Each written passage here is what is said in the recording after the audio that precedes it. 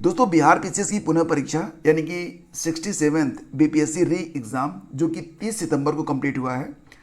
तो इसमें जो भी प्रश्न पूछे गए थे उन प्रश्नों को अगर आप देखेंगे तो एक बात आपको बिल्कुल क्लियर पता चल जाएगी कि अब चाहे यूपीपीएससी हो या फिर बीपीएससी हो, सभी लोग चल रहे हैं किस पर, यूपीएससी का जो पैटर्न है उसको बिल्कुल फॉलो कर रहे हैं।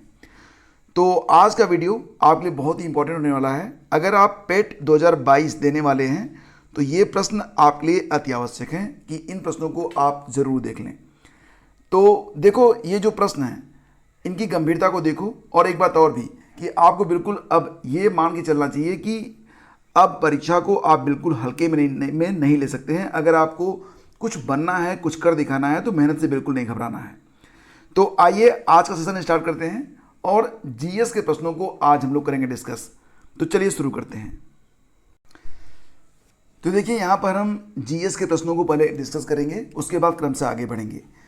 तो प्रथम बौद्ध महासभा कहाँ पर आयोजित हुई थी? मैंने आप लोगों से बताया है कि बौद्ध धर्म के बारे में ठीक से पढ़ लीजिएगा, खासतौर से बौद्ध धर्म और जैन धर्म की जो संगीतियाँ हैं उसको रट लीजिएगा।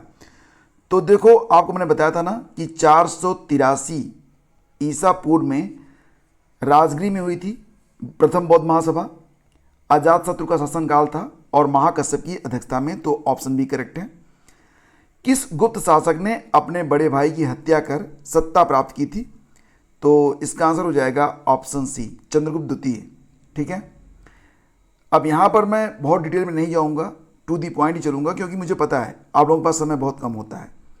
और एक बात और भी कि बिहार में जो ऑप्शन होते हैं क्वेश्चंस में वो 5 होते हैं। ठीक है, तो ये भी देखना। वर्धन राजवंश की स्थापना किसने की थी? इसका आंसर है, बताओ, ऑप्शन ए, पुष्यभूति ने।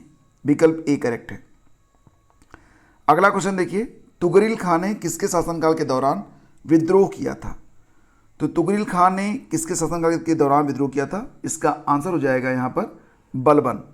तो ऑप्शन ए करेक्ट है। इसके पहले कुछ प्रश्न मिस हो रहे हैं, उसको भी आइए देख लेते हैं। तो यहाँ पर प्रश्न है कि रोमन साम्राज्य से व्यापारिक संबंध किसने स्थापित किए थे? तो रोमन साम्राज्य से जो व्यापारिक संबंध स्थापित किए थे वो, देखो यहाँ पर 2 विकल्प सही हैं। ठीक है, एक तो चेरा का भी नाम आता है और इसी के साथ कुषाण का भी आता है, तो ऑप्शन ई करेक्ट हो जाएगा आपका। मुस्लिम शासक जिसका साम्राज्य दारुल इस्लाम का एक भाग माना जाता था, तो वो कौन था? इसका आंसर है इल्तुतमिश। ऑप्शन सी करेक्ट है। अगला क्वेश्चन देखिए, किसने खलीफा की सख्त का विरोध किया था? खलीफा की सख्त का विरोध करने वाला, यहाँ पर देखिए मोहम्मद बिन तुगलक का भी नाम आ सकता है, लेकिन मुझे लगता है कि इसका आंसर बीपीएससी ऑप्शन बी देगा। थोड़ा सा कन्फ्यूजन है, लेकिन मुझे 99.9% श्योर हूँ कि इसका आंसर ऑप्शन बी रहेगा।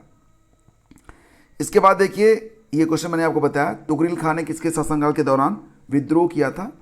तो शासन किसका था? बलबन का था। ऑप्शन ए करेक्ट है। सर्वप्रथम किस मुगल शासक ने ब्रिटिश के विरुद्ध संघर्ष किया था? सर्वप्रथम किस मुगल शासक ने ब्रिटिश के विरुद्ध संघर्ष किया था? तो इसका आंसर है औरंगजेब। ऑप्शन बी करेक्ट है। कौन से सामाजिक सुधार विलियम बेंटिक ने शुरू किए थे? तो देखो, सती प्रथा का उन्मूलन भी किया गया था। इसके बाद कौन सा हुआ था? धर्म परिवर्तन के कारण अयोग्यता के प्रावधान को हटाना, ये भी था। और दास प्रथा का उन्मूलन भी था, यानी कि इसमें जो नहीं, दास प्रथा का उन्मूलन नहीं किया था, ये गलत है। 1, 3 और 4 सही है, यानी कि आपका जो विकल्प बी है वो यहाँ पर सही है। 1, 3 और 4 इसमें सही है। फिर है आपका अगला क्वेश्चन, क्वेश्चन नंबर 70। किसने सिंध विजित कर उसका अधिग्रहण किया था? सिंध विजित कर अधिग्रहण करने वाला जो था, कौन था? तो ये नेपियर होगा इसका, ऑप्शन सी। अगला क्वेश्चन देखिए, भारत में प्रथम जनगणना किस वर्ष प्रारंभ की गई थी? तो भारत में दोस्तों जो पहली जनगणना थी, ये आपको पता ही है, 1872 में हुई थी। उसके बाद जो 10 की जनगणना शुरू हुई थी वो 1881 से स्टार्ट हुई थी। तो यहाँ पर ऑप्शन ए ही सही है। सुखदेव भगत सिंह तथा राजगुरु को किस तारीख को फांसी दी गई थी? तो ये तारीख बिल्कुल आपको याद होनी चाहिए। सही जवाब है 23 मार्च 1931। ऑप्शन बी करेक्ट है। ठीक है, इसके बाद देखिए फिर आ जाइए। अब देखो यहाँ पर थोड़ा सा रिपीट हो रहा है, तो आगे बढ़ते हैं। क्वेश्चन नंबर 73 है, महात्मा गांधी द्वारा 1940 में प्रारंभ किए गए व्यक्तिगत सत्याग्रह के तीसरे सत्याग्रही कौन थे? तो पहले तो थे विनोबा भावे, दूसरे थे जवाहरलाल नेहरू, तीसरे थे ब्रह्मदत्त। तो ये याद रखना आप, ये इंपॉर्टेंट है। प्राय जो है पहला या दूसरा ही माना जाता, मतलब पूछा जाता है, लेकिन देखो अब यहाँ पर तीसरा भी पूछा जाने लगा है। भारत छोड़ो आंदोलन के दौरान खुफिया रेडियो किसने प्रारंभ किया था? तो खुफिया रेडियो जो थे कौन चला रहा था? ऊषा मेहता जी। ऑप्शन ए सही है इसका। मगध शासक बिंबिसार का चिकित्सक कौन था? मगध शासक बिंबिसार का जो चिकित्सक था उसका नाम था जीवक। ये तो आप जानते ही हैं, ऑप्शन सी करेक्ट होगा। बिहार में तुर्क सत्ता का वास्तविक संस्थापक कौन था? बिहार में जो तुर्क सत्ता आई थी उसका जो वास्तविक संस्थापक माना जाता है वो इब्न बख्तियार खिलजी को माना जाता है। ऑप्शन बी इसका करेक्ट होगा। 77 था कि बिहार के प्रथम भारतीय गवर्नर कौन थे? बिहार के जो प्रथम भारतीय गवर्नर थे कौन थे? गवर्नर जनरल की बात नहीं हो रही है, गवर्नर की बात हो रही है। तो इसका आंसर बनेगा सत्येंद्र प्रसन्न सिन्हा। Option A. संथाल विद्रोह के नेता कौन थे? अभी देखो इसमें से मैक्सिमम क्वेश्चन मैं आपको बार बार पढ़ा रहा हूँ। अगर आप लोग जुड़े हुए हैं इस चैनल से और प्रैक्टिस सेट को लगातार लगा रहे हैं तो प्रश्न आपको बहुत टफ नहीं लगेंगे। संथाल विद्रोह के नेता कौन थे? संथाल विद्रोह के नेता सिद्धू और कानू थे। ऑप्शन बी करेक्ट है। बिहार का चौरी विद्रोह किस वर्ष हुआ था? बहुत सारे लोग इसको चौरी चौरा कांड से जोड़ रहे थे, तो ये गलत था। चौरी विद्रोह कब हुआ था ये क्वेश्चन था। इसका आंसर था 1798। Option C. किस वर्ष उड़ीसा को बिहार से पृथक किया गया था? बताओ। तो उड़ीसा को बिहार से अलग किया गया था 1936 में। Option B. क्वेश्चन नंबर 81 पे आओ। सौर मंडल का प्रधान आकाशीय पिंड कौन सा है? तो सूर्य है। सूर्य के बिना तो सब कुछ खत्म। पृथ्वी की आंतरिक परत नीफे के निर्माण में किन तत्वों की प्रचुरता है? 82 सही जवाब है निकिल और फेरम। ऑप्शन डी करेक्ट है। भौगोलिक अपरदन चक्र की संकल्पना इनमें से किसने प्रस्तुत की है? भौगोलिक अपरदन चक्र की जो संकल्पना है किसने प्रस्तुत की है? तो दोस्तों इसका आंसर हो जाएगा WM डेविस, यानी कि ऑप्शन बी सही है। गरजने वाला चालीसा, क्रुद्ध पचासा, चीखने वाली साठा जो पवनें हैं ये पृथ्वी के किस गोलार्ध में चलती हैं? गरजता चालीसा, क्रुद्ध पचासा, चीखने वाली साठा, ये जो पवनें होती हैं चलती हैं दक्षिणी गोलार्ध में, यानी कि इस क्वेश्चन का ऑप्शन बी बिल्कुल सही है। अगला क्वेश्चन था कि सारगैसो सागर एक हिस्सा है किसका? तो सारगैसो सागर जो है फ्रेंड्स ये उत्तरी अटलांटिक महासागर का हिस्सा है। ऑप्शन सी बिल्कुल सही है। भारत और चीन के बीच सीमा रेखा को मैकमोहन रेखा कहते हैं। ऑप्शन ए सही है। राजस्थान में बहुत कम वर्षा होती है क्योंकि, अब देखो इसका जो आंसर होगा डेफिनेटली लोग कंफ्यूज होंगे, बहुत सारे लोग ई लगा के आए होंगे, लेकिन वास्तविक कारण इसका डी है। हवाएं किसी प्रकार की बाधाओं को पार नहीं करती हैं जिसके कारण ठंडा होने के लिए आवश्यक ऊंचाई इनको प्राप्त नहीं होती है। यही वजह है कि राजस्थान में बहुत कम वर्षा होती है। निम्न कथनों पर विचार कीजिए। भारत में बाघ परियोजना 1973 में चालू की गई थी। वर्ष 2022 में राष्ट्रीय जैव विविधता दिवस मनाया गया जिसकी विषय वस्तु सभी जीवन के लिए एक साझा भविष्य का निर्माण है। बाघ परियोजना बाघों को संरक्षित करने का एक कार्यक्रम है। तो तीनों यहाँ पर सही हैं, तीनों सही यहाँ पर। करेवा किस प्रकार की खेती के लिए प्रसिद्ध है? बताओ। करेवा जो होता है सैफरॉन यानी कि केसर की खेती के लिए जाना जाता है। तो ऑप्शन ए सही है। भारत में कौन सा राज्य थोरियम उत्पादन में अग्रणी है? इसका आंसर बनेगा ऑप्शन ए केरल। अगला क्वेश्चन था कि अखबारी कागज उद्योग किस स्थान पर अवस्थित है? दैट इज नेपा नगर। ये तो बहुत बेसिक क्वेश्चन है। प्रथम कोयला खदान कहाँ पर, प्रथम कोयला खान कहाँ खोदी गई थी? तो रानीगंज जो कि वेस्ट बंगाल में है। तो ऑप्शन बी करेक्ट है। भारत की जनगणना 2011 के अनुसार सबसे अधिक अनुसूचित जनजाति कौन सी है? और इसका आंसर हो जाएगा भील। Option C. बिहार राज्य का कुल भौगोलिक क्षेत्रफल तो ये बीपीएससी की परीक्षा है, तो बिहार स्पेशल क्वेश्चन लिस्ट में पूछे गए हैं। 94 का सही जवाब था 94,163। ऑप्शन सी करेक्ट है इसका। बिहार का शोक किस नदी को कहा जाता है? तो कोसी नदी को कहा जाता है। ऑप्शन सी सही है। बिहार के किस जिले में तेल्हाड़ कुंड जलप्रपात अवस्थित है? इसका आंसर है फ्रेंड्स कैमूर। इसका आंसर है कैमूर। एशिया की सबसे बड़ी ताजा जल वाली गोखुर झील बिहार में कौन सी झील है? तो फ्रेंड्स इसका आंसर बताओ। इसका आंसर होगा कनवार लेक, कनवार झील। अच्छा, कनवार झील के बारे में दो बातें बताता हूँ, बहुत इंपॉर्टेंट है। बिहार की एकमात्र यह रामसर साइट है और ये स्थित कहाँ पर है? बेगूसराय में। ये भी याद रखना, बहुत इंपॉर्टेंट है। फिर है क्वेश्चन नंबर 98। बिहार के किस जिले में सबसे अधिक सोने का भंडार पाया जाता है? अभी करंट अफेयर में था ये, जमुई जिला इसका आंसर है। बिहार के किस जिले को सिल्क सिटी के नाम से जाना जाता है? सिल्क सिटी किसको कहते हैं बताओ? सिल्क सिटी है भागलपुर। भारत की जनगणना 2011 के अनुसार बिहार में महिला साक्षरता दर कितनी है? देखो बिहार की बात हो रही है, बिहार में जो महिला साक्षरता दर है कितनी है? तो ये है 51.50। Option D. अगला क्वेश्चन देखिए, 2022 के भारत के 16वें उपराष्ट्रपति चुनाव के लिए निर्वाचक मंडल में कितने सदस्य थे? तो 788। Option B. भारत का राष्ट्रपति कितनी बार पुनः चुनाव के लिए पात्र होता है? तो कितनी भी बार चुने जाए कोई दिक्कत नहीं है। ऑप्शन डी सही है। लोकसभा में सामान्यतः कितने सत्र होते हैं? लोकसभा में सामान्यतः होते हैं 3 सत्र। ठीक है, तो सामान्यतः 3 यानी कि विकल्प ए। स्वतंत्र भारत के प्रथम विधि आयोग के अध्यक्ष कौन थे? स्वतंत्र भारत के विधि आयोग के जो प्रथम अध्यक्ष थे 1955 में बने थे, कौन बने थे बताओ?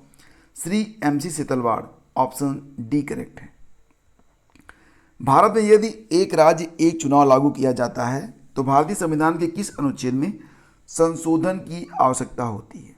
तो अनुच्छेद 83 में भी, अनुच्छेद 172 में भी और अनुच्छेद 246 में, यानी कि विकल्प ई हमारा आंसर बनेगा। इन तीनों अनुच्छेदों में संशोधन करना पड़ेगा अगर भारत में एक राज्य एक चुनाव अगर ये लागू होता है तो। बताओ कि किस राज्य में पंचायत व्यवस्था नहीं है? तो कई राज्य हैं। ऑप्शन ई इसका सही था। प्रत्येक राज्य में लोकसभा की सीटों का निर्धारण परिसीमन आयोग द्वारा किया जाता है। इस परिसीमन को किस वर्ष तक रोक दिया गया है? 2026 तक। सर्वोच्च न्यायालय एक क्या है बताओ? तो ये है संघीय न्यायालय है, मानव अधिकारों का संरक्षक है, संविधान का अंतिम विवेचक है। तो यहाँ पर सही है सब, तो सही जवाब इसका ऑप्शन ई है। पंचायतों की वित्तीय स्थिति की समीक्षा के लिए राज्य सरकार प्रत्येक 5 वर्षों में क्या गठित करती है? तो ये तो ऑप्शन ए है, अनुच्छेद 280 के अंतर्गत। सामुदायिक विकास का उद्देश्य क्या है? सामुदायिक विकास का उद्देश्य देखो यहाँ पर आर्थिक विकास, मानव पूंजी का निर्माण, पर्यावरण संरक्षण, समरस जीवन सभी है। तो ऑप्शन ई करेक्ट है। अगला क्वेश्चन देखिए, NSSO नासो के 68वें दौर के आधार पर गरीबी अनुमानों के बारे में कौन सा कथन सत्य नहीं है? तो देखते हैं। ग्रामीण क्षेत्रों के लिए गरीबी रेखा को 27.20 रुपये प्रति व्यक्ति प्रतिदिन परिभाषित किया गया था। शहरी क्षेत्रों के लिए गरीबी रेखा को 33 रुपये 33 पैसे प्रतिदिन प्रति व्यक्ति परिभाषित किया गया था। भारत की 21.9% जनसंख्या गरीबी रेखा से नीचे जीवन यापन कर रही थी और भारत की 33.35% जनसंख्या गरीबी रेखा से नीचे जीवन यापन कर रही थी। ये गलत है, तो ये हमारा उत्तर बन जाएगा। अगला क्वेश्चन है, निम्न में से कौन सा भारत में सूक्ष्म उद्यम को आंशिक रूप से परिभाषित करता है? 112। सही जवाब इसका ऑप्शन ए रहेगा। संयंत्र और मशीनरी या उपकरणों में 1 करोड़ रुपए से अधिक निवेश नहीं होगा। तो ये भारत में सूक्ष्म उद्यम को आंशिक रूप से परिभाषित करता है। प्रधानमंत्री कृषि सिंचाई योजना के बारे में निम्न में कौन सा गलत है? तो कौन सा गलत है ये प्रश्न है। जल निकायों की मरम्मत और नवीनीकरण, कुओं का निर्माण, कृषि सिंचाई योजना के बारे में बात हो रही है। तो जलभृतों के पुनर्भरण में वृद्धि, वर्षा संचयन संरचनाओं का निर्माण, तो कौन सा गलत है?